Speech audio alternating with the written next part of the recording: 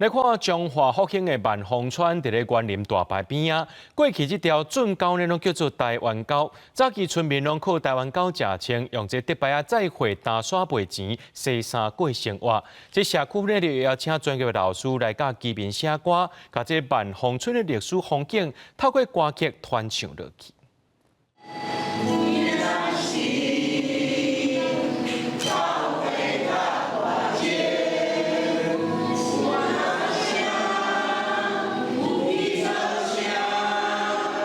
大声唱出家己写的歌，这是中华福兴万丰村民的创作。万丰村就伫园林大牌边，过去这条圳沟阁叫台湾沟。庄内的万丰教会是居民主要的活动据点。早年村民靠台湾沟趁食，顺溪水用竹牌啊载农作物去落港卖。1950-60年代发展工业，居民会去溪底打沙卖钱。 即阵，居民甲过去的记忆写做一首歌，唱出台湾沟的故事。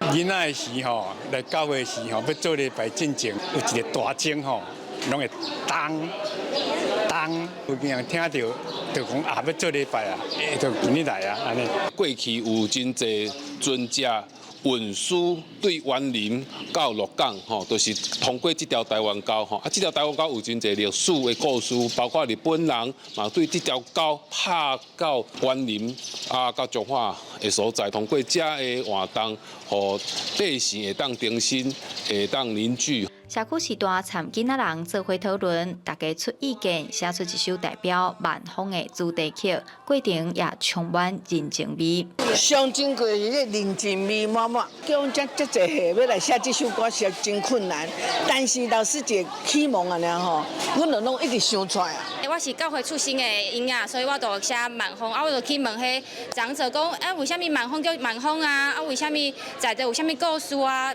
有竹牌啊，打刷生。 啥这个故事，咱就豆豆甲这故事呢，用画图的方式甲伊表现出来。万丰社区为4年前开始启动营造计划，居民用版画、地图、歌曲这挂创作记录家乡。社区表示，希望用多元的艺文方式表现地方特色，让大家认捌万年丰富的万丰村。记者杨淑晴，中华报道。